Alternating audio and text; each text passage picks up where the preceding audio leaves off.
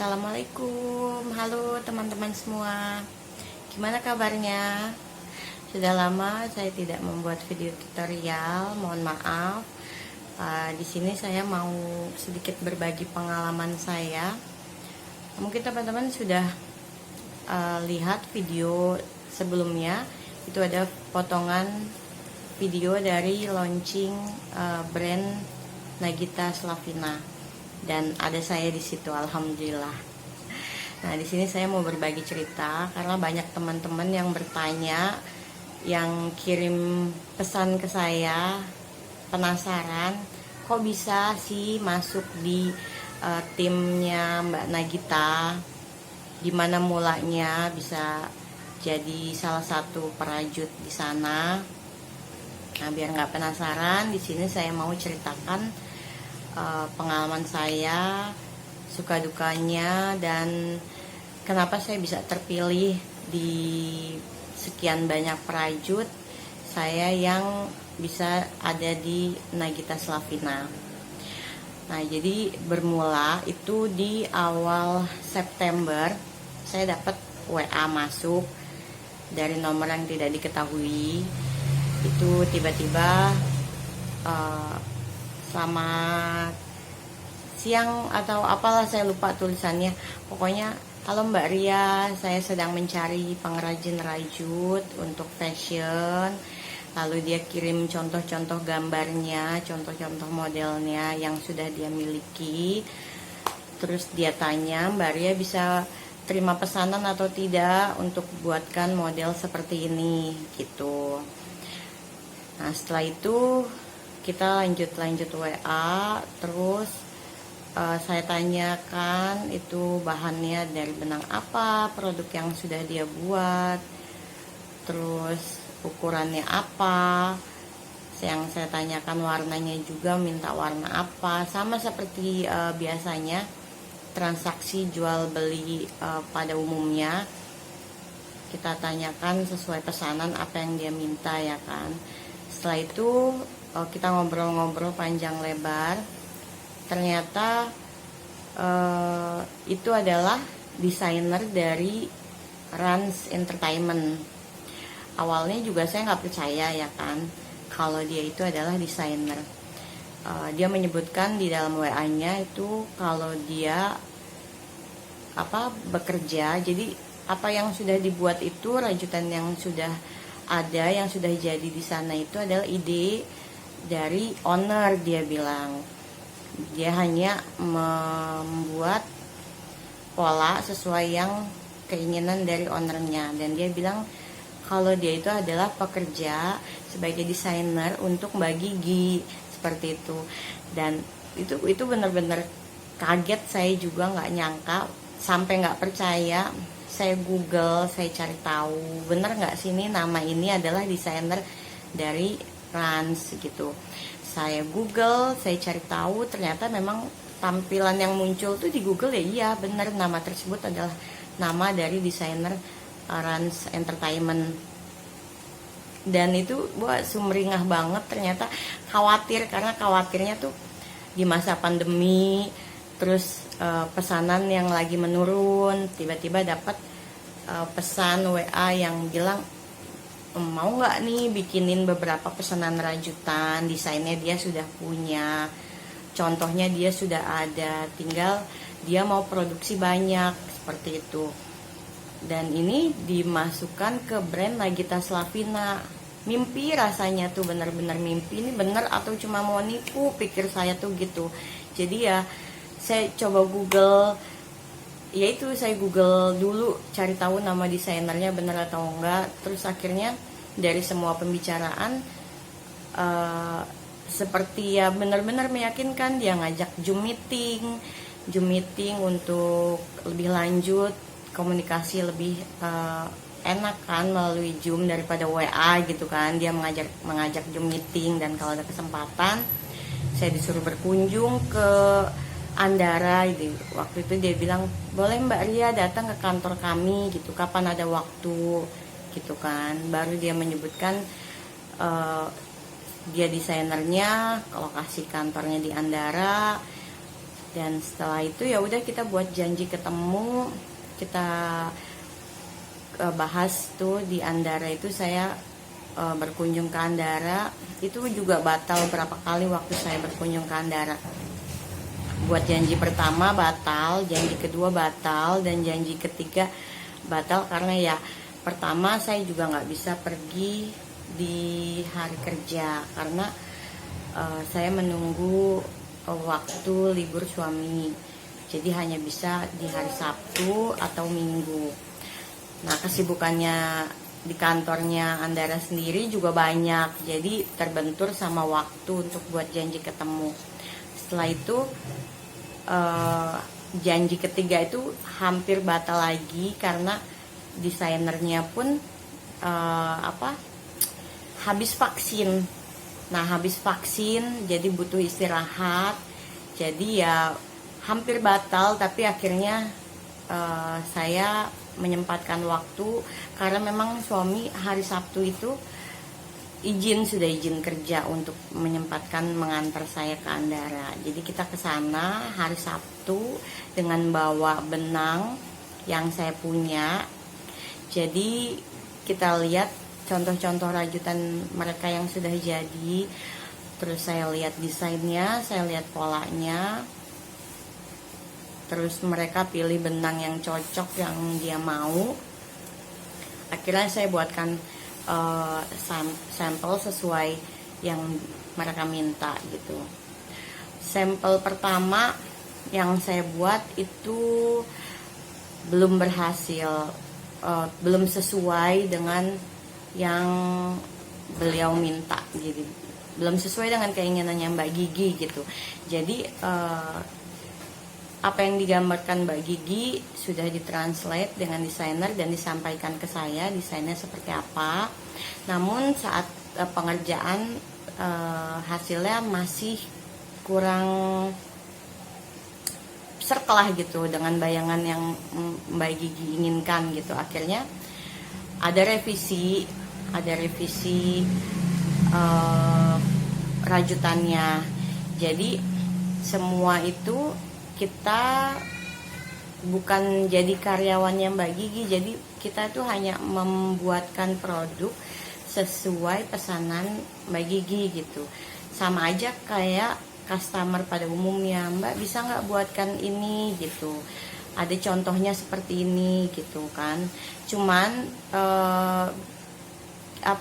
produk yang sampel yang gagal pun, yang nggak sesuai sama Mbak Gigi pun itu tetap dibayarkan sama Mbak Gigi. Jadi tidak ada kerugian sama sekali di pihak perajut. Nah, jadi sama sih kalau belanja online pada umumnya gitu, perajut ya kita terima pesanan, terus apa yang diinginkan, warnanya, ukurannya, modelnya. Nah, kalau misalnya biasanya nggak cocok kan jadi resiko kita ya, tapi nggak, kalau di Mbak Gigi alhamdulillah Mbak Gigi tetap membayarkan sesuai harga yang sudah disepakati di awal gitu. Harga yang menentukan juga itu perajut. Jadi mereka pihak sana di awal tuh selalu tanya, bisa buat ini nggak Mbak gitu, harganya berapa kira-kira. Dan waktu kita belum bisa menentukan harga pun mereka juga nggak apa-apa Mbak, pastiin aja harganya berapa, jadi nanti bisa dibayarkan langsung secepatnya gitu kan. Saat kita tentuin harga ya sudah, mereka langsung pembayaran di awal. Barangnya pun kita kirim online, kita kirim via ekspedisi. Jadi saya cuma sekali doang ke Andara, pertama kali cuman lihat produk-produknya sama lihat pola gitu aja. Selebihnya kita komunikasi via WA, dan pengiriman rajutannya pun saya kirimkan lewat ekspedisi. Jadi mereka bayar ongkos kirimnya dan juga bayar rajutannya, sama seperti customer pada umumnya, seperti itu. Dan untuk produksinya pun saat mereka cocok itu mereka langsung tanyakan, Mbak Ria butuh DP berapa untuk pengerjaannya. Mereka menawarkan itu ke saya. Jadi benar-benar mudah gitu, dimudahkan semuanya.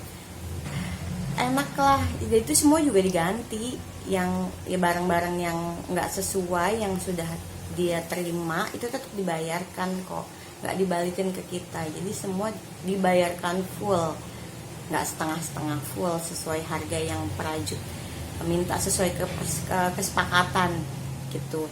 Jadi yang untuk produksi banyak pun mereka menawarkan butuh DP berapa, mereka siapkan DP-nya, dan sisanya pun sisa pelunasannya pun ya disesuai kesepakatan gitu. Jadi kalaupun pokoknya ya saya sih, pengalaman saya berada di bagian brand Nagita ya alhamdulillah bersyukur banget, karena kan nggak maksudnya dari sebanyaknya ini perajut di Jakarta, Jabodetabek lah gitu ya, itu saya yang terpilih. Kayaknya masih nggak nyangka gitu. Jadi ya saya penuh syukur gitu, walaupun nantinya rajutan saya di branding Nagita Slavina dengan harga tinggi, ya tetap bersyukur gitu.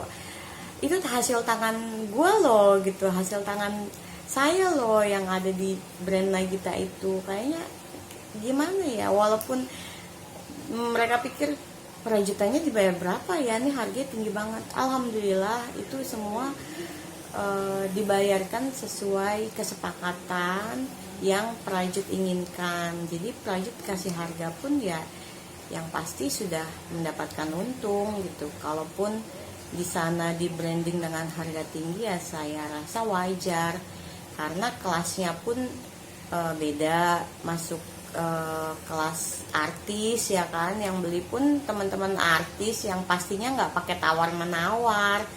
Udah gitu kan juga di balik brand Nagita Slavina itu kan banyak tim, banyak orang yang bekerja di sana. Jadi ya beda sama saya yang cuman kerja seorang diri, ngerajut sendiri, dan hasilnya ya buat sendiri gitu, belum ada tim di belakang saya. Sekalipun ada teman saya yang membantu, alhamdulillah ada teman yang membantu juga, karena dalam waktu 2 bulan itu untuk setiap aplikasi yang saya buat nggak mungkin saya kerjakan sendiri, karena pasti nggak kepegang. Jadi ada teman-teman yang membantu saya, itu pun ada kesepakatan antara saya dan teman saya seperti itu. Jadi ya semua saling berkesinambungan sih menurut saya. Kalau di luar sana bilang itu bisnis ya memang bisnis, siapa sih yang nggak mau berbisnis gitu, semua juga pasti mau berbisnis. Saya pun pengen banget berbisnis, mau jualan benang atau mau jualan rajutan atau jualan pakaian, ya itu kan juga bisnis gitu. Semua pasti cari keuntungan. Alhamdulillah saya merajut juga ada untungnya seperti itu. Jadi ya bangga lah, saya bangga banget, alhamdulillah bangga banget. Nggak ada yang nyangka saya masuk di dalam brand Nagita Slavina. Jadi untuk teman-teman yang penasaran, yang tanya kok bisa masuk brand Nagita, ya nggak ada yang tahu. Saya juga itu semua berawal dari WA yang tiba-tiba masuk, ngajak bergabung, ngajak dibuatin minta dibuatin rajutan, ya berjalan kayak gitu aja. Terus kontrak kerja, saya juga nggak ada kontrak kerja sama brand Nagita, jadi hanya buat perjanjian aja di situ untuk tidak membuat produk dari desain Nagita Slavina ke pihak luar.